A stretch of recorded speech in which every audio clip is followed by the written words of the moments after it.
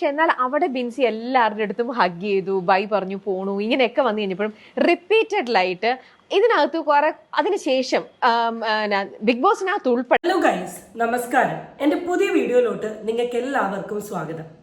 ബിൻസി അപ്പാനി വിഷയം ഞാൻ ശരിക്കും പറഞ്ഞാൽ സംസാരിച്ച് നിർത്തിയൊരു ടോപ്പിക്കാണ്.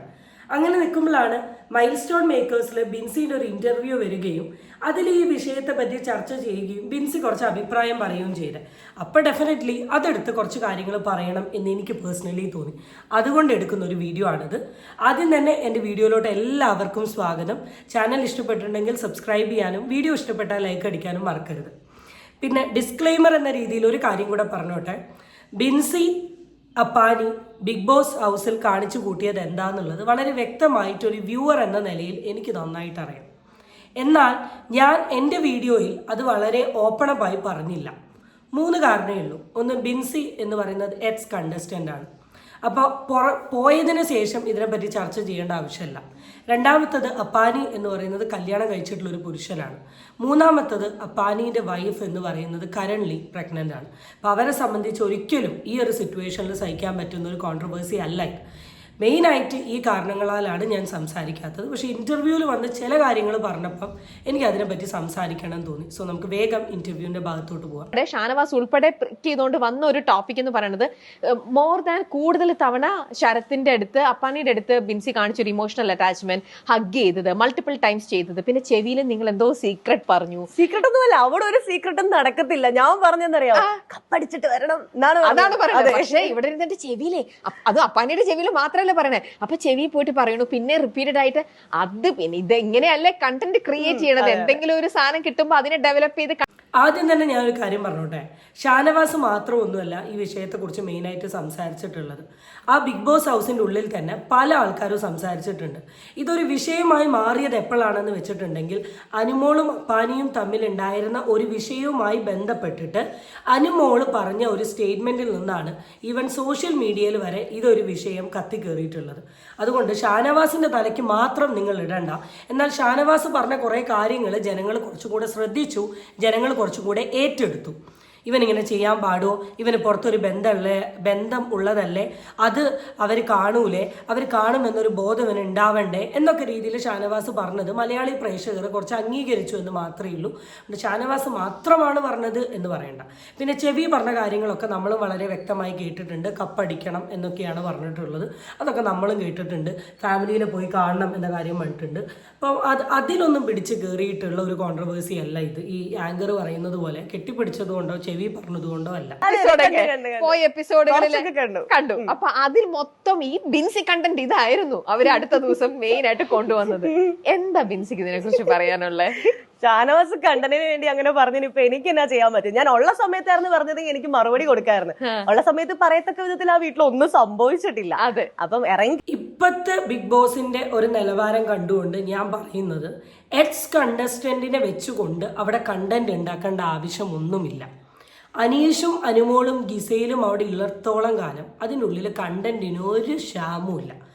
ബാക്കി അപ്പാനിയും അക്ബറും ഇല്ലടത്തോളം കാലം കണ്ടന്റുകൾ ഏറ്റുപിടിക്കാനുള്ള ഒരു വ്യക്തിനെ കുറിച്ചിട്ടും ഒരു ക്ഷാമവുമില്ല.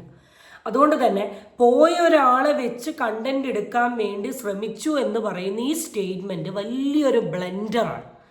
പിന്നെ നിങ്ങൾ പറഞ്ഞ ആ സ്റ്റേറ്റ്മെന്റ് ഞാൻ യോജിക്കുന്നു. ഞാനുള്ള സമയമാണ് ഇത് പറഞ്ഞതെങ്കിൽ എനിക്ക് തിരിച്ചു പറയായിരുന്നു എന്നുള്ളതും, ഞാൻ പോയതിനു ശേഷം ഈ വിഷയത്തെക്കുറിച്ച് പറയേണ്ട എന്ന് പറയുന്ന ഒരു സാധനവും 100% ശരിയാണ്. അതെ, അപ്പം ഇറങ്ങി കഴിഞ്ഞപ്പോ ഷാനവാസും അനുമോൾ എന്തോ ഇടക്ക് പറഞ്ഞു ഇതുപോലെ.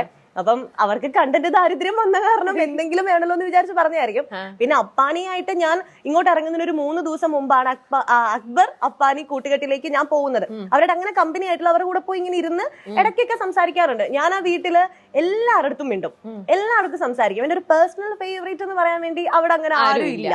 അതുപോലെ തന്നെ ഞാൻ അവിടെ തന്നെ പറഞ്ഞു. ഇതാണ് അടുത്ത വലിയൊരു മണ്ടത്തരം. ബിൻസി ഇപ്പം എന്താ പറഞ്ഞേ, എനിക്ക് ബിഗ് ബോസിൽ പേഴ്സണൽ ഫേവറേറ്റ് എന്ന് പറയുന്ന ഒരു കണ്ടസ്റ്റന്റ് ഇല്ല, പിന്നെ എന്തുകൊണ്ട് അപ്പാനീനോട് മാത്രം ജയിച്ചു വരൂ എന്ന് പറഞ്ഞു? എന്തുകൊണ്ട് അപ്പാനീനെ മാത്രം കെട്ടിപ്പിടിച്ചുകൊണ്ട് കരഞ്ഞു? എന്തുകൊണ്ട് അപ്പാനീൻ്റെ കൈ സ്റ്റാർട്ടിങ് തൊട്ട് പിടിച്ച് ബാക്കി എല്ലാവരെയും തട്ടി പോയി? ബിൻസിയുടെ പേഴ്സണൽ ഫേവറേറ്റ് കണ്ടസ്റ്റന്റ് അപ്പാനി തന്നെയാണ് എന്നുള്ളത് എല്ലാവർക്കും അറിയാം. പിന്നെ എന്തിനാണ് അതാ പറയുന്നത്, നിങ്ങൾ എന്തെങ്കിലും ഒരു കാര്യം ചെയ്തിട്ടുണ്ടെങ്കിൽ അത് ആ രീതിയിൽ തന്നെ പറയാം. അതിന് മാറ്റാൻ വേണ്ടി പലതും പറയുമ്പോഴാണ് നിങ്ങൾ വീണ്ടും കള്ളത്തിയായി മാറുന്നത്. അപ്പോൾ അതാണ് എനിക്കിവിടെ പറയാനുള്ളത്. ആൻഡ് രണ്ടാമത്തെ ഒരു സാധനം, ബിൻസി പോകുന്ന സമയത്ത് ഒരുപാട് അപ്പാനി കടന്ന് കരഞ്ഞു. അപ്പാനി വളരെ വ്യക്തമായിട്ട് പറഞ്ഞിട്ടുണ്ട്, എനിക്കിഷ്ടപ്പെട്ട ഒരു കണ്ടസ്റ്റൻ്റ് തന്നെയാണ് ബിൻസി എന്നുള്ളത്. അതുപോലെ ബിൻസിക്കും എന്നുള്ളത് ഈ ബിഗ് ബോസ് കണ്ടിട്ടുള്ള ഞങ്ങൾക്കറിയാം. എന്നിട്ട് പിന്നെ എന്തിനാണ് ഇപ്പോൾ വന്ന് പറയുന്നത് ഒരു കണ്ടന്റ് ദാരിദ്ര്യത്തിൻ്റെ ഭാഗമായുള്ളൊരു കണ്ടന്റാണ്, എനിക്ക് അങ്ങനെ ഒരു പേഴ്സണൽ ഫേവറേറ്റ് ഒന്നും ഇല്ല എന്ന്. അവിടെ ആർക്കും അങ്ങനെ എന്നോട് ദേഷ്യമല്ല, എനിക്ക് അങ്ങനെ ദേഷ്യം വെക്കേണ്ട ഒരു സാഹചര്യം അങ്ങനെ ഉണ്ടായിട്ടില്ല. ന്യൂട്രൽ ആയിട്ട് തന്നെയാണ് എല്ലായിടത്തും നിൽക്കുന്നത്. അപ്പൊ ലാസ്റ്റ് ഒരു 2-3 ദിവസം അക്ബർ ചേട്ടന്റെ അടുത്ത് അപ്പാനി ചേട്ടനൊക്കെ പോയി ഇങ്ങനെ ഇരിക്കുന്നു. ഞങ്ങൾ എല്ലാവരും ഉണ്ട് കേട്ടോ, സരിക ചേച്ചി, ബിന്നി, ഞങ്ങൾ എല്ലാവരും കൂടി കൗണ്ടേഴ്സ് ഒക്കെ പറഞ്ഞു ഭയങ്കര ഫണ്ണാക്കിക്കൊണ്ടിരിക്കുന്ന സമയമായിരുന്നു. അങ്ങനെ പിന്നെ അപ്പാനിനെ ക്ലോസ് ആക്കാൻ അവരെന്റെ അടുത്ത് ഇങ്ങനെ തമാശക്ക്, അപ്പാനി മാത്രം ബിൻസി കൊച്ചേ എന്നൊക്കെ വിളിക്കുമല്ലോ എന്നിങ്ങനെ പറയുമ്പോൾ ഞാൻ പറയും, ഞാൻ തിരിച്ച് ചാച്ചനെ പോലാണെന്നാ പറഞ്ഞത്. കാരണം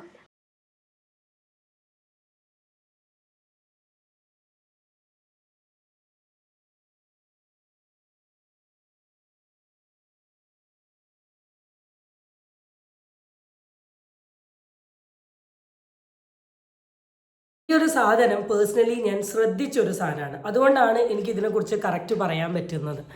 ഈ ബിൻസി എന്ന് പറയുന്ന കണ്ടസ്റ്റന്റ് ഭയങ്കര ന്യൂട്രലാണ്, എല്ലാവരോടും കമ്പനിയാണ്, ആരോടും പ്രശ്നങ്ങളില്ല. ആരെങ്കിലും ആയിട്ട് പ്രശ്നങ്ങൾ ഉണ്ടെങ്കിൽ ബിൻസി തന്നെ ചെന്ന് പറഞ്ഞ് അത് സോൾവ് ചെയ്യലുണ്ട്. അപ്പം അത്യാവശ്യം എല്ലാവരുടെയും കുഴപ്പമില്ലാത്തൊരു കണ്ടസ്റ്റന്റ് ലിസ്റ്റിലുള്ള ആളാണ്. ഇപ്പോൾ ഈ അപ്പാനി മാരീഡ്, അപ്പാനിക്ക് കുട്ടികളുണ്ട് എന്നുള്ള കാര്യമൊന്നും സത്യസന്ധമായി പറഞ്ഞാൽ എനിക്കറിയില്ലായിരുന്നു. ഈ കോൺട്രവേഴ്സി വന്ന സമയത്താണ് ഞാനിത് അറിയുന്നത്. അപ്പം ഞാൻ ഇവരുടെ ഈ കോൺവെർസേഷൻ കണ്ടിരുന്നു. അന്ന് ഞാൻ മനസ്സിൽ അടുത്ത ലവ് ട്രാക്ക് സെറ്റായി, ഇവർ രണ്ടുപേരും. ഇതെന്താ സംഭവം എന്ന് വെച്ചാൽ, ബിൻസി അവിടെ ഇല്ല, ബാക്കി എല്ലാവരും കൂടെ വട്ടത്തിലിരിക്കുകയാണ്. ആ വട്ടത്തിലിരിക്കുന്ന സമയത്ത് ഈ പറഞ്ഞ സരിക ചേച്ചി, റെന, ഗിസേല്, അപ്പാനി, അക്ബർ എല്ലാവരും ഇരിക്കുന്ന സമയത്ത് സരികയോ അതിലാരും ഒരു കണ്ടസ്റ്റന്റ് അപ്പാനിയോട് ചോദിക്കുന്നുണ്ട്, നിനക്ക് ബിൻസിനോട് ഒരു ഓവർ അറ്റാച്ച്മെന്റ് ആണല്ലോ, ഞങ്ങൾ കാണുന്നുണ്ട്, ഞങ്ങൾ ശ്രദ്ധിക്കുന്നുണ്ട്. അപ്പോൾ അപ്പാനി പറഞ്ഞിട്ടേ ഇല്ല, അങ്ങനെയൊന്നും ഇല്ല. അപ്പോൾ അതിൽ ഏതൊരു കണ്ടസ്റ്റന്റ് പറയുന്നുണ്ട്, അപ്പാനീൻ്റെ സ്റ്റൈൽ, ഗിസയിലാണെന്ന് തോന്നുന്നു, അപ്പാനീൻ്റെ സ്റ്റൈൽ എനിക്കറിയാം, അപ്പാനിക്ക് വളരെ ട്രഡീഷണൽ ആയ കുട്ടികളെയാണ് ഇഷ്ടം. അപ്പോൾ ബിൻസി അന്ന് ട്രഡീഷണൽ ആയി വന്ന സമയം അപ്പാനി ഒന്ന് ശ്രദ്ധിച്ചിരുന്നു എന്നൊക്കെ ഇങ്ങനെ പറഞ്ഞു. എന്നിട്ട് സരിക തന്നെ പറയുന്നുണ്ട്, അപ്പാനി അല്ലെങ്കിൽ ബിൻസിനെ ബിൻസി കൊച്ചേ എന്നാണ് വിളിക്കുക എന്നൊരു കോൺവെർസേഷനൊക്കെ അവിടെ അവർ നല്ല അടിപൊളിയായിട്ട് സംസാരിച്ചിരുന്നു. അതിനുശേഷം ബിൻസിനെ വിളിച്ചു വരുത്തുന്നു. ബിൻസി ഒന്നും അറിയാത്ത പോലെ എന്താ എല്ലാവരും എന്നെയാണോ എന്നൊക്കെ പറഞ്ഞു വന്നൊരു കോൺവെർസേഷൻ ഉണ്ടായിരുന്നു. അപ്പം അപ്പാനീൻ്റെ സൈഡിൽ ഒരു ഇമോഷനും ഇല്ല എന്ന് നിങ്ങൾ ഒരിക്കലും പറയരുത്. നമ്മളൊക്കെ ബിഗ് ബോസ് കാണുന്ന ആൾക്കാരാണ്. നമ്മൾ ചില കാര്യങ്ങളൊക്കെ പറയാത്തൊരു കോൺട്രവേഴ്സീസ് വേണ്ട എന്ന് കരുതിയതുകൊണ്ടാണ്. അപ്പം നിങ്ങൾ ഈ ബ്രദർ സിസ്റ്റർ ബന്ധം എന്നുള്ളതൊക്കെ നിങ്ങൾ പറഞ്ഞു, പക്ഷേ പറയുന്നതിന് മുമ്പ് ബിഗ് ബോസ് ഒന്ന് മുഴുവനായിട്ട് കണ്ടിട്ട് പറയാൻ ശ്രമിക്കുക കേട്ടോ. അപ്പാനി അകത്തുള്ള അപ്പാനി എന്ന് വെച്ചാൽ നിങ്ങൾ കണ്ടിട്ടുള്ള എന്തൊക്കെയാന്ന് എനിക്ക് അറിയില്ല, പക്ഷെ പുള്ളി ഭയങ്കര ജെന്യൂൻ ആയിട്ടുള്ള ആളായിട്ടാണ് എനിക്ക് തോന്നിയത്. സാധാരണ ഞാനും ഒരു സാധാരണക്കാരിയാണ്, എന്റെ അപ്പനും ഒരു സാധാരണക്കാരായ മനുഷ്യനാണ്. അപ്പാനോട് സംസാരിക്കുമ്പോൾ ഒരു ബ്രദർ അല്ലെങ്കിൽ ഒരു ചാച്ചൻ എന്ന് പറഞ്ഞാൽ അപ്പനെ വിളിക്കും, ആങ്ങളേനെ വിളിക്കും. അപ്പൊ ആ ഒരു വൈബാണ് പുള്ളിയെടുത്ത് നിന്ന് എനിക്ക് കിട്ടിയിട്ടുള്ളത്. ഇപ്പൊ റീസെന്റ് ആയിട്ടുള്ള അനുവിന്റെ വിഷയം, അനു ഒരു കാര്യമില്ലാണ് അത്രയും പറഞ്ഞത് പുള്ളീനെ എന്റെ പേരിൽ എന്തൊക്കെയോ. അപ്പൊ എന്താ ശരത്തേട്ടൻ കാരണം ഒരാൾ പുറത്തു പോയി, വീടിന് പുറത്ത് ഒരു പെൺകുട്ടി പോയി എന്ന് പറഞ്ഞൊരു സ്റ്റേറ്റ്മെന്റ്. അത് കഴിഞ്ഞ് പിന്നെ കാണുന്നത് ഇവർ തമ്മിൽ കൂട്ടാവുന്നതും മിണ്ടുന്നതൊക്കെയാ. അപ്പൊ അപ്പാനി അങ്ങനെയാണ് എല്ലാവരുടെ അടുത്തും. അതെ, അത് ഞാനും ശ്രദ്ധിച്ചൊരു കാര്യമാണ്. ഞാനും അതിൽ വളരെ വ്യക്തമായിട്ട് പറഞ്ഞൊരു കാര്യമാണ്, അപ്പാനി റിവെഞ്ച് മൈൻഡ് ഉള്ള ഒരാളല്ല. എന്ത് പ്രശ്നങ്ങളുണ്ടെങ്കിലും അപ്പാനീൻ്റെ അടുത്ത് ചെന്നൊന്ന് ഹഗ് ചെയ്ത് സോറി പറഞ്ഞിട്ടുണ്ടെങ്കിൽ തീരാവുന്ന വിഷയങ്ങൾ മാത്രമേ അപ്പാനിയുള്ളൂ. അപ്പാനി അതും പിടിച്ചു നടക്കുന്ന ഒരാളല്ല. പക്ഷേ എൻ്റെ അടുത്തൊരു ഡൗട്ട്, അപ്പാനീൻ്റെ ഭാഗത്ത് ഫുൾ ശരിയാണെങ്കിൽ, അപ്പാനീൻ്റെ ഭാഗത്തൊരു കള്ളത്തരമില്ലെങ്കിൽ എന്തുകൊണ്ട് അപ്പാനി ഇത്ര ടെൻസ്ഡായി? എന്തുകൊണ്ട് അപ്പാനി ഇത്ര ഡിസ്റ്റർബ്ഡായി? എന്തുകൊണ്ട് അപ്പാനി വന്ന് കരഞ്ഞു കൊണ്ടിട്ട് എനിക്ക് എൻ്റെ ഭാര്യേനെ കാണണം, എനിക്ക് എൻ്റെ ഭാര്യേനോട് സംസാരിക്കണം, പുറത്തത് നെഗറ്റീവായിട്ട് പോയോ, എന്തിനാ ടെൻഷൻ അടിച്ചു? നമ്മളുടെ ഭാഗത്ത് 100% ശരിയാണെങ്കിൽ നമ്മൾ പേടിക്കേണ്ട ആവശ്യമില്ല. നിങ്ങളുടെ വീട്ടുകാർ നിങ്ങളുടെ വീഡിയോ കാണുന്നുണ്ട്, നിങ്ങളുടെ കുടുംബക്കാർ ഈ വീഡിയോ കാണുന്നുണ്ട്, നിങ്ങളുടെ ഭാര്യ നിങ്ങളുടെ വീഡിയോ കാണുന്നുണ്ട്. ഈ കാണുന്ന ഇവർക്കൊന്നും ഇതിൽ തെറ്റ് തോന്നുന്നില്ലെങ്കിൽ, അല്ലെ തെറ്റ് തോന്നാൻ പറ്റുന്ന രീതിയിൽ ഞാനൊന്നും ചെയ്തിട്ടില്ല എന്ന് അപ്പാനി കോൺഫിഡൻ്റ് ആണെങ്കിൽ അപ്പാനി അവിടെ കരയേണ്ട ഒരു ആവശ്യമില്ല, അല്ലെങ്കിൽ ഇങ്ങനെ വിഷമിക്കേണ്ട ആവശ്യമില്ല, ടെൻഷൻ അടിക്കേണ്ട ആവശ്യമില്ല. രേണു സുധീനെ മാറ്റി വിളിച്ചിരുത്തി രേണു ഇങ്ങനെയാണോ അങ്ങനെയാണോ, എനിക്ക് എൻ്റെ ഭാര്യയാണ് വലുത്, ഇതൊന്നും പറയേണ്ട ആവശ്യമില്ല. പറയുന്നവർ പറയട്ടെ, ഞാൻ എന്താണെന്ന് എനിക്കറിയാം, എൻ്റെ വീട്ടുകാർക്ക് ഇത് കാണുന്ന അവർക്കറിയാം ഞാൻ എങ്ങനെയാണെന്ന സ്റ്റാൻഡിൽ നിന്നാൽ പോരെ. പുറത്തേക്ക് വന്നു കഴിഞ്ഞപ്പോൾ ആ ഒരു കണ്ടന്റ് അത് എഗെയിൻ ആ ഒരു മൊമെന്റ് കണ്ടന്റ് ആക്കിയതും ഷാനവാസ് തന്നെയാണ് അല്ലേ? അവിടെ അതൊരു ഇഷ്യൂ ആക്കി അതിനെ ഡെവലപ്പ് ചെയ്തെടുത്തതും അത് ബിൻസിക്ക് ഭയങ്കര ഷോക്കിംഗ് ആയിരുന്നോ? പ്രതീക്ഷിച്ചിരുന്നോ? ഞാനുണ്ടല്ലോ എന്താ പറയാ, അവിടെ ഉള്ളവരെ കുറിച്ച് നമുക്ക് അറിയാമല്ലോ, അവരിങ്ങനെയൊക്കെ പറയും. ഇപ്പൊ ഞാൻ ഈ ഷാനവാസ് പറഞ്ഞൊരു കാര്യത്തിൽ കേട്ടപ്പോ ഞാൻ ഞെട്ടിപ്പോയി. കാരണം ഞങ്ങൾ ഹൗസിനുള്ളിൽ വെച്ച് ഏറ്റവും കൂടുതൽ സംസാരിക്കുന്ന ശരത്തേട്ടൻ രേഷ്മ ചേച്ചിയുടെ കാര്യമാണ്. അപ്പൊ പുള്ളി അവിടെ നിന്നിട്ട് പറഞ്ഞു എന്റെ വൈഫ് പ്രഗ്നന്റ് ആണ്, അവളാണ് എന്നെ ഇങ്ങോട്ട് വിട്ടത്. പിന്നെ ഫ്രണ്ട്സിന്റെ കാര്യം പറയും, അവരാണ് അത്രയും മോട്ടിവേഷൻ തന്നു വിട്ടെന്നാ പറയുന്നത്. അപ്പൊ നമ്മള് ഇതുവരെ അങ്ങനെ എനിക്ക് തോന്നുന്നു 1-2 തവണ മാത്രമേ ഞാനും പുള്ളിയും മാത്രമായിട്ടിരുന്നൊക്കെ സംസാരിച്ചിട്ടുള്ളൂ. ആ സംസാരത്തിൽ പുള്ളി രേഷ്മിച്ചിയുടെ കാര്യം തന്നെ പറഞ്ഞിരിക്കുന്നത്. അത് ആ വീട്ടിലുള്ള എല്ലാവർക്കും അറിയാം. ഇപ്പൊ എന്തെങ്കിലും ഒരു മോശമായിട്ട് ഇപ്പൊ ഷാനവാസ് പറഞ്ഞ എന്തെങ്കിലും ഒരു കാര്യം ഉണ്ടായിരുന്നെങ്കിൽ ഉറപ്പായിട്ടും കണ്ടന്റ് ആക്കാൻ വേണ്ടി 4 പാടെ എല്ലാരും കൂടെ അത് കുത്തിപ്പൊക്കി വന്ന് വിഷയമാക്കിയാണ്. അങ്ങനെ ഒരു സാധനം ആ വീടിനുള്ളിൽ ഇല്ല. അത് 100% നമുക്ക് ഉറപ്പാണ്. അപ്പം പിന്നെ തമാശയ്ക്ക് പോലും ഇങ്ങനെ കളിയാക്കുമ്പോൾ ഞാൻ ചോദിച്ചിട്ടുണ്ട്, എങ്ങനെ കളിയാക്കല്ലേ? കാരണം എനിക്കതൊരു പ്രശ്നമല്ല. കാരണം നമ്മള് ഒരുപാട് അവിടെയുള്ള ഇപ്പൊ നെവിൻ ഇടയ്ക്കിടയ്ക്ക് വന്ന് ബിൻസി എന്ന് പറഞ്ഞ് കെട്ടിപ്പിടിക്കാറുണ്ട്. എന്റെ അടുത്ത് വന്ന് ഞാൻ ലാസ്റ്റ് ഇങ്ങോട്ട് നമ്മള് ഡ്രസ്സൊക്കെ ചെയ്ത് ലാലേട്ടനെ കാണാൻ പോണ എപ്പിസോഡിൽ നെവിൻ വന്നിട്ട് കുറച്ച് ബ്ലഷ് എന്ന് പറഞ്ഞിട്ട് വന്ന് കിസ്സൊക്കെ ചെയ്തിട്ട് പോകുന്നത്. നമ്മൾ അത്രയും ഫണ്ണായിട്ടാണ് എടുക്കുന്നത്. ഇപ്പൊ ബിൻസി വന്നിട്ട് നല്ല രീതിയിൽ അങ്ങ് മെഴുകുന്നുണ്ട്. ലൈക്ക് ഞങ്ങളുടെ ഭാഗത്ത് അങ്ങനെ ഒരു മിസ്റ്റേക്ക് ഇല്ല, ഞാൻ അങ്ങനെ കണ്ടിട്ടില്ല, ഫൈൻ.